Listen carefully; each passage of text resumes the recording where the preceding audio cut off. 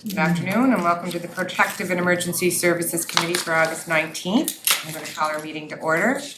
Are there any declarations of conflict? See none? You're good, No. Councillor Trahan? Okay, before I move to approve the agenda, I'm going to ask to add under 7, a motion just to move into closed session under 119(1)(b) and E, information received in confidence, which, if disclosed, would likely be prejudicial to the municipality or parties involved, or a matter where the council has not yet publicly announced a decision about which a discussion in public would likely prejudice the municipality's ability to carry out its negotiations. It'll be, I need full consent from my committee that are here to move a motion to be What do able you to wanna add move it to that. 6? I'm gonna move it to underneath, I'll move it to underneath 7. I'll make it a number 8. Amend it. Are you good to move that? I'll move that. Councillor Duran, you good to second that? Sure, yeah. Okay. Thank you. So, now I'm gonna ask if we can have an approval of our agenda. Sure. Moved, seconded by Councillor Duran. Sure. Our previous draft minutes from July 15th, we need someone to approve those. Yes. Seconded. Okay. Any minute business arising from those minutes? No. See none? None.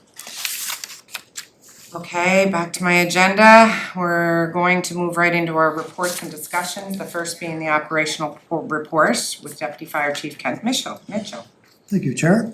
This operational report is to provide operational response information and fire prevention activities inclusive July 1st to July 31st, 2025.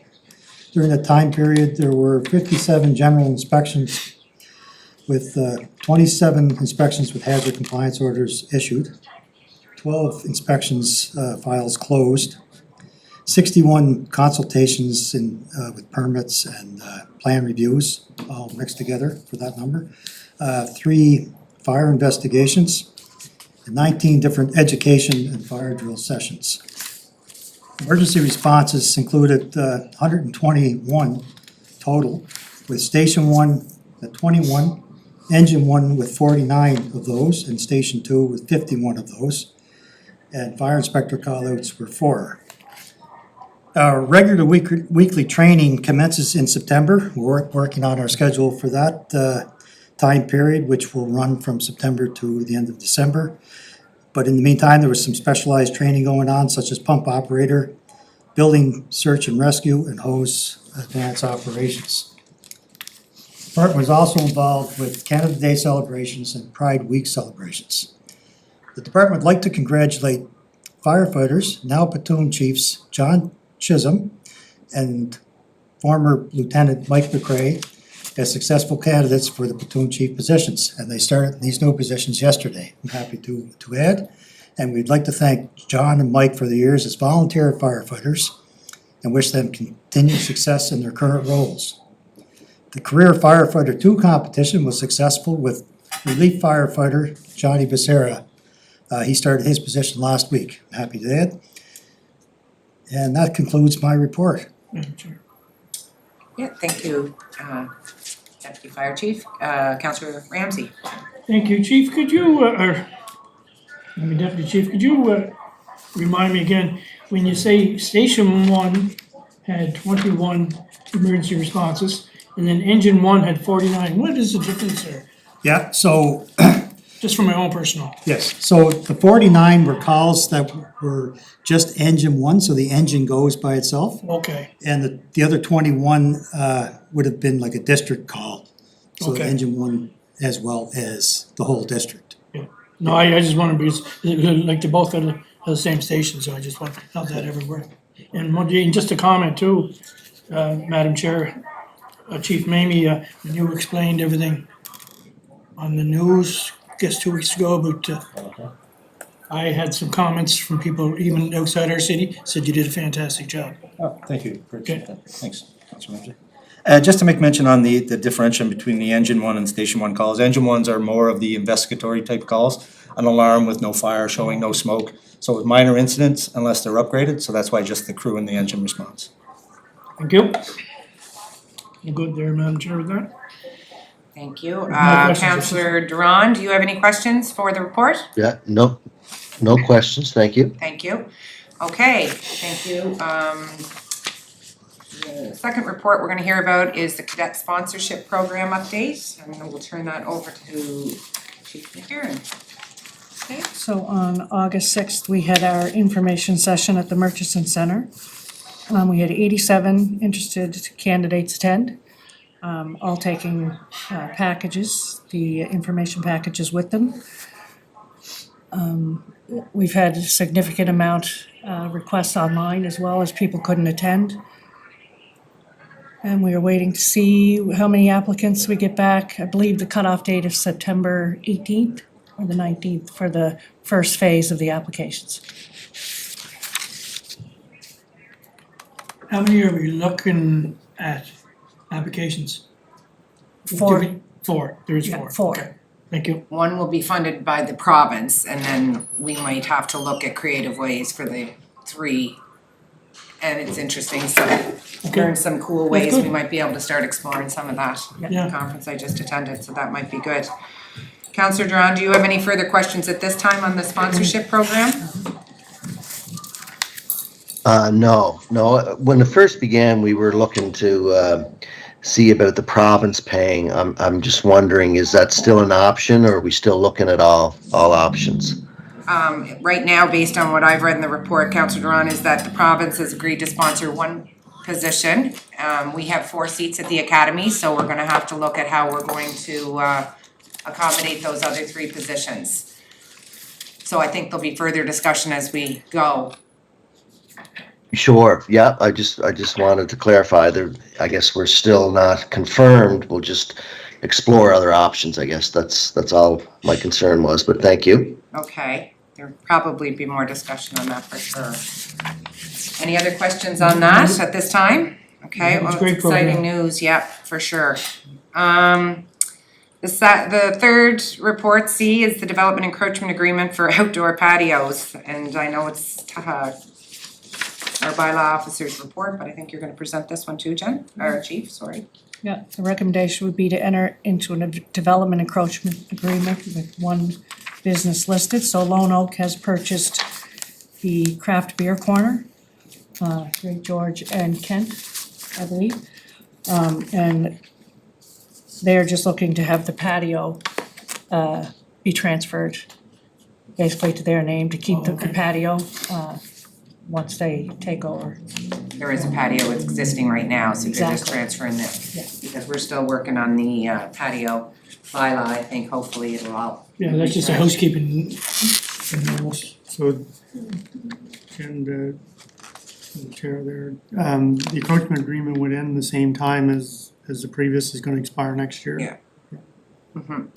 That's- And then it'll all be open, as I know Deputy Mayor, who's joined us to listen today, has been pushing to have that patio bylaw updated and combined from all our different angles to patios, okay? So this doesn't have to go to council or anything, we just, It Just sort of probably recommend would it? It'd have to be a for, resolution to council. yeah, there is? for an Okay, improvement for that, so Oh, you'll okay, move that. I'll move that. Councillor Duran, are you good to second that?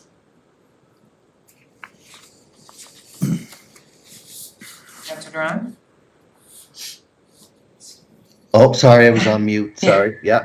I Okay. certainly agree, yeah. Thank you, okay, we'll move that on to council for approval to allow them to just transfer under the existing terms. All right, I had asked our fire chief to provide us an update and kind of where we are with our EMO bylaw and our emergency measures plan as we're embarking into the fall season, with really warm summer and potential not hurricane season, and really trying to get an understanding of what that plan looks like and really how we can ensure that the residents have that information before we have a situation. Definitely, thanks, Chair. As mentioned, you made the request last week, so we put a quick report together after discussing with the Strategic Initiatives Officer, who's been heavily involved in all the bylaw review that's been going on. And as this report will dictate or share the information, the committee receives this report as information. Much work's been completed over the past several months by both management members inside the department and the Strategic Initiative Officer on both the revision of the emergency measures bylaw and our updating of the emergency measures operations plan. At this time, the bylaw revision is complete. It has been reviewed by council and by the Provincial Emergency Measures Organization and will be brought forward in the coming days for final review by the city's legal representative. So it'll be going down in the next wave of a few to go down, and I'll be doing that in the coming days. The EMO plan has also been heavily revised after extensive work researching the EMO Act and other municipal EMO plans. Revision is approximately 90-95% complete, and after final editing will be brought forward for review by the committee prior to full implementation as well. As a note, the plan and the bylaw, they're both fully operational as they currently exist, and we are equipped and prepared to initiate the plan for any emergency situations that we may come across here in the coming days, weeks, or months. As the Chair mentioned, there is the hurricane season is approaches, and the first named storm, Erin, Hurricane Category 3, has been out and along the Carolinas coast, I think on the outboard areas there, not making landfall thankfully at this point. With that, Debbie, I'm just gonna ask a question before I forget it. And I know, I have full confidence that the EMO team's ready to go and ready to operate, but is there an opportunity to somehow educate us as council and as well as like the residents on a more kind of what to expect, or is it kind of more challenging or? Like the training that we did complete with No, the like, department heads and managers? If Hurricane Erin hits Charlottetown, like before Hurricane Erin hits Charlottetown and people don't have power and access to know Right. what's our plan? Right, yes, no, we can definitely do that, and that would be by an occurrence Okay. event or storm by storm event if we were to take that next step. We have to get some of that sort of, our emergency weather preparedness specialist provides that information with the forecasts as they roll out on the dailies. So anything that is imminent is going to be getting into the lineup for that. The Emergency Measures Organization provincially is going to enhance their monitoring system, and it'll also be providing daily and weekly updates or as much as it's required. So once we get into a situation like that, I'd be able to make those available through our communications team to put them out through everybody. Once all council gets to look at them, and we can put it out to the general public as well. Well, it's just nice, I know during Fiona and Councillor Yankoff was pretty involved downtown, and I know I was really involved over at the Malcolm Dare Community Center. You know, we need to know where are our centers, what's the staff response to that, you know, I know Parks and Rec managed some of the food, and it was just really chaotic when you were already in a crisis situation, so just having a sense of what that plan looks like and Yes. who's responsible for what would help all of us in a situation. That full prior. plan, the full plan is already revised, and all the department heads have had their training. We did have elected officials and the mayor in. I think you may have showed up late. You were coming from another meeting. The mayor came from down the street. He was a bit late. Councillor Tweel was there. Yes, I remember you doing Councillor that. Beck was there. I think maybe you were there as well, Councillor Yacob. So there was a handful there, but we didn't get everybody. But that was sort of that planning to review our full Okay. EMO plan. But we can schedule that again here, and I'll get everybody in the same room. We can roll through it on a. I think that would be really valuable presentation to council once it's established for sure. Maybe do it after the second reading of the procedural bylaw where we implement it, the council of all meetings. As long as everybody gets the information. Tim, the MOUs with the community partners, like. Yep, they were all reestablished last year, and they're gonna be on a 2-year basis. Go back and visit all those members, explain the requests and what the expectation is, and what their actual liability in regards to stepping up for that would be. So Yeah. we've concluded all that training in the last year. We'll be gearing it all up again for 2026 as we get everything back in through. But it is sort of a continual, but we'll definitely get that. I'll get a presentation put together for council so that we're all on the same page. Just in the event of, here's what our, response plan is in the interim, you know, I know you can't exactly fine tune No, we that, can't. but it's just those parameters of making sure that we're informed. Thank you. Is there anything else you wanted to add to that, or? No, I just think it's great, it's an ongoing open file, really, Oh, it is, it you know, for changes. your storm. If you see it 4 days down the road, That's right. everything's gonna come together. Yes. We'll be all on the same page, I understand what you're saying too. Yeah, Yeah, just okay. information. No, I Councillor think it's John, do you great. have any questions for the chief on the EMO bylaw or measures plan? No, that's great. Thank you very much. Okay, thank you. We just hope nothing hits. And that we're ready when it does. I don't have it in me to work as a restaurateur for 12-hour days. Update to request Counselor Twill from special meeting. Again, Chief Mamie. Yes, thank you, Chair.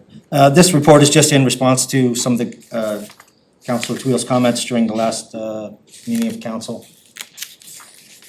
July 22nd, I guess it was, sorry.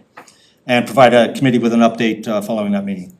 That committee received this report as information and extends an invitation to any councillors with questions regarding fire department makeup, staffing, operations, etc., to attend any future committee meetings for clarification or forward questions, and we'll be able to provide them with the updated answers. So the report details, following Councillor Twill's comments regarding allowing the union representing the permanent firefighters to make a presentation to council, management would like to ensure that all parties are involved in an open and transparent conversation to address any misinformation that still exists out there. So if there is any opportunities, looking to be part of that to make sure that we are addressing all of the issues at one time and doing it in a pertinent manner. An open invitation and provision of all information to committee and council remains our commitment, so looking to do that in any way, shape, form. If it's here at committee, if it's at council, or whichever way, to answer any of the questions. Bit of the history there, the underwriters, the arbitration decision, and the special meeting of council. Financial implications, there are none currently, but obviously depending on operational changes, could be in the millions in regards to operational changes in expenses.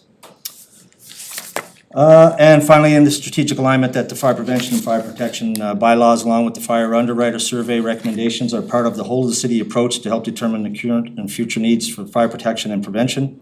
The good governance approach to all activities remains consistent, ensures sustainability is a core driving factor when assessing future climate-related emergencies as well, and safety as a first priority in all we do remains our commitment. So in any way that if any of the councillors have any questions in regard, I encourage them, and through you, Chair, to them to come back to us. We can put anything together that they require. Yep, and I noticed in Deputy Chief's report, there was gonna be an update on the fire underwriter survey. Is there anything in open that you are able to kind of update us on as far as where we're at with that? Will we be hearing again in a closed session soon? Yes, closed session soon in our next, hopefully our next meeting of council, our committee. Okay, that would be great. Yeah. Lucky if you could add that to Definitely. reminder. Chair, so just back to your request for a presentation regarding the MO, and how long, like that would have to go to a special meeting of council, like how, do you see timeframes, so just so we can potentially schedule that? For training sessions? No, just to give council some On our EMO measures plan. some reassurance of preparedness. Oh, yeah, well, I can, yeah, what would we like to do? Like, how would we like to address this? Do you wanna, We do it An email. through, we do it probably through a special meeting, the council chair. Just a presentation, if you know, based on in case of, here's the centers we're planning to open. Parks and Rec are responsible for this, Public Works will be doing that, it's just a nice overview of what different departments are yeah, doing in the we've completed plan. all that training with all department heads, just so you're aware. So it would be good if the complete plan is Yeah. just presented to us so that we're Sure. familiar with. Yep, once we get the if- bylaw, If I need to know who to order coffee from because I'm at the Malcolm Dare Center, who's my person? Well, it gets pretty granular, I It don't have does. much detail. No, but Parks and Rec is this. That's all there. Public Works is this. Yeah, Environment is this, Yeah. it's just a high level overview, I'm just joking about who's. that's gonna all been order coffee reviewed, from. it's all been put back together, in line with it's 95% or so complete, the plan. Okay, So once the bylaw is reviewed by legal, then we get that back, then this plan obviously falls in under it. Sure. But I can share that with Yeah. you, every department has their full list and every department head and second has been trained as well. so maybe at our next special meeting, we could have Add that in. Tim I present can that. check the agenda to see. Yeah, if Yeah. there's Bylaws back though, right? The No, bylaw but this comes is back. just an The update plan on can the be plan. talked about a little Okay. bit Yeah, outside. I think just Yeah. giving Yeah. council a little bit of reassurance. Absolutely. So agenda dependent, I can do it at whatever meeting Yeah. is forthcoming. I'll check with Tracy and see what. Yeah. And the other, Tim, just so I'm clear, so if council, or committee or council were to entertain a presentation by the association that you're requesting that to be present to also. Yeah, yep, It's just so everybody's here and yeah, exactly. where you're at and all the great work you are doing to ensure that the residents of Charlottetown are gonna be well taken care of in the event of some sort of a disaster situation. Definitely. Thank you very And much. getting back to Councillor Twill's request, his notice of motion.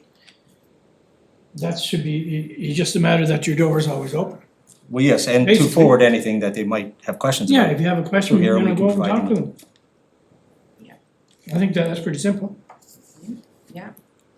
Yeah. My own personal opinion. And we have people that come in and do presentations sometimes, and that's okay, but I think what I'm hearing is that it would be important that you would be part of at least hearing what.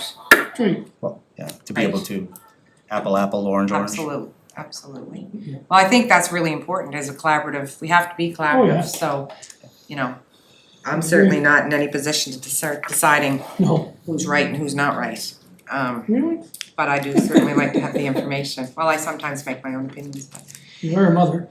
yes, I am that. Thank you, Tim, for your report. Is there any questions on Chief Mamie's report on section E? Good. Counselor Drawn? No, I'm good, thank you. Okay, thank you. So now I'm gonna ask to have the motion to move into a closed session as per section 119(1). B and E of the Municipal Government Act. I already cited the reasons behind that. I need full consent, or no, you're gonna move? Yeah. Second by you, Counselor Drawn? Sure. Thank you, so we will move into a closed session.